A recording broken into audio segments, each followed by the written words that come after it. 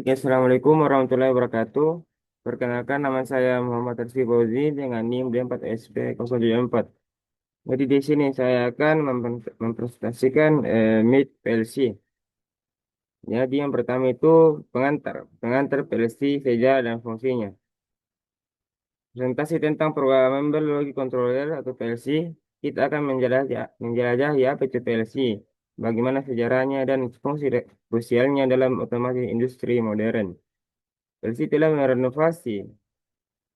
merevolusi cara kita mengontrol mesin dan proses, menjadi otak di balik banyak sistem manufaktur yang canggih.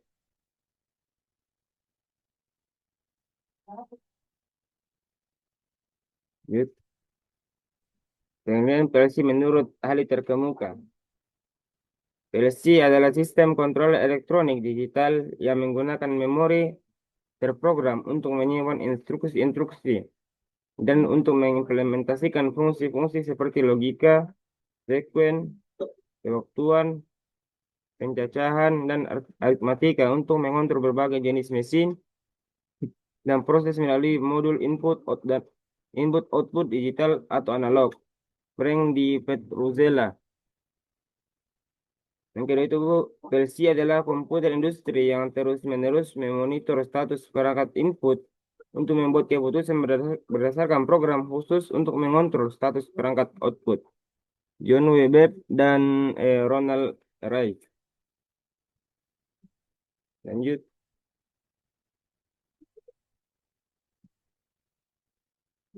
Komponen utama sistem PLC, hardware dan software. Yang pertama itu komponen head- hardware. Yang pertama itu unit pemrosesan pusat CPU, otak PLC, mengeksekusi program.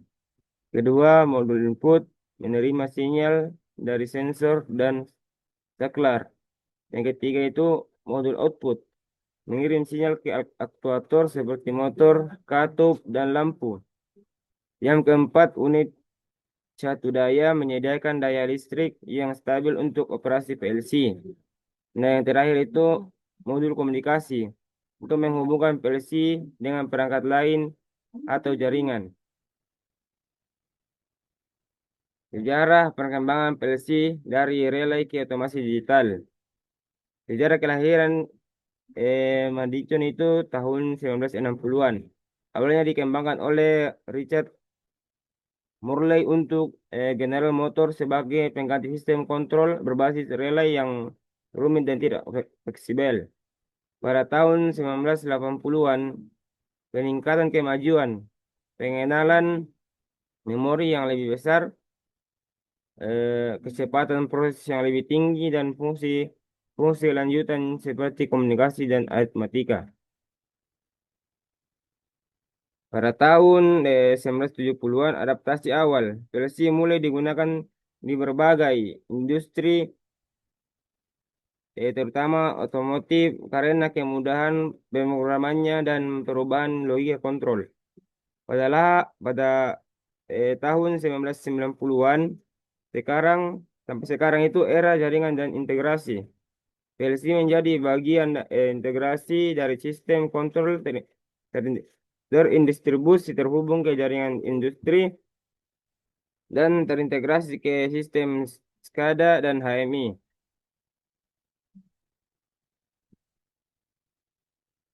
Kelebihan PLC dibandingkan sistem kontrol berbasis relay tradisional.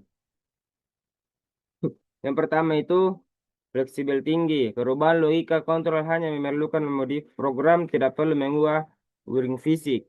Yang kedua itu ukuran kompak. PLC dapat menggantikan ratusan bahkan ribuan relay, menghemat ruang dan panel kontrol. Yang ketiga itu keandalan lebih baik. Komponen solid state mengurangi kerusakan mekanis, meningkatkan masa pakai dan mengurangi perawatan.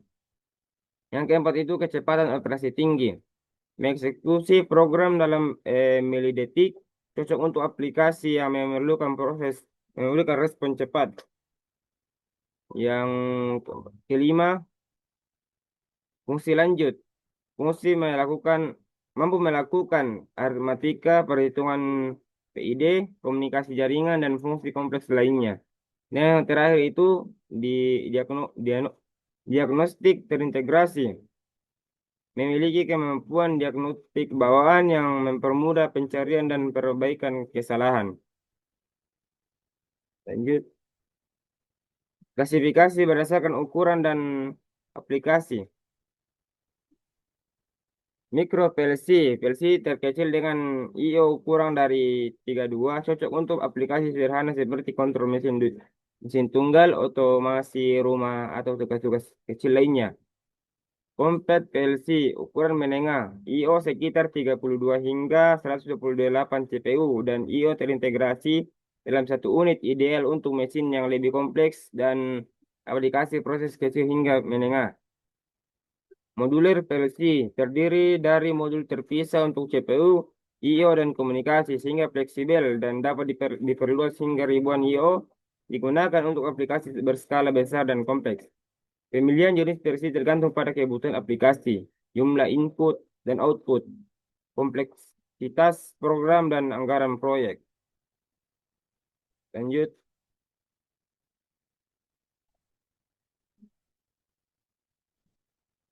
spesifikasi PLC dari berbagai merek populer. Jadi di sini kita bisa melihat merek-mereknya PLC itu sendiri, serta keunggulan-unggulan yang dimilikinya. Baik, lanjut. Prinsip kerja kontrol motor induksi tiga fasa forward reverse dengan PLC. Pengontrolan motor induksi tiga fasa untuk berputar maju forward dan mundur reverse menggunakan PLC adalah aplikasi umum dalam industri. PLC mengelola logika untuk memastikan operasi dengan aman dan efisien. Yang pertama itu inisiasi dan input. Operator menekan tombol start forward atau start reverse untuk berhubung ke modul input PLC.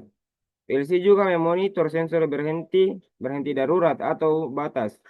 Yang kedua itu proses logika PLC. PLC membaca start input jika SVD, SV, SPWD ditekan dan motor tidak sedang berputar, reverse interlock. PLC akan mengaktifkan output untuk kontaktor forward. Logika serupa berlaku untuk SRV untuk kontaktor reverse interlock, program pencegah kedua kontaktor aktif bersamaan. Yang ketiga itu aktivitas output dari PLC atau CRF untuk mengaktifkan kumparan kontaktor yang sesuai. Kontaktor tersebut kemudian akan menghubungkan motor ke sumber daya tiga fasa, menyebabkan motor berputar maju atau mundur. Yang keempat itu proteksi dan berhenti.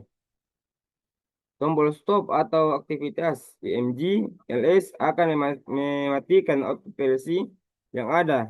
Gilirannya akan memutuskan daya ke kontaktor, menghentikan motor, overload relay, juga dapat menghubungkan ke input PLC untuk proteksi internal.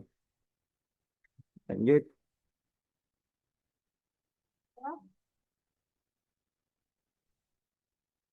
Diagram pengawatan daya, wiring diagram daya untuk kontrol motor induksi tiga fasa.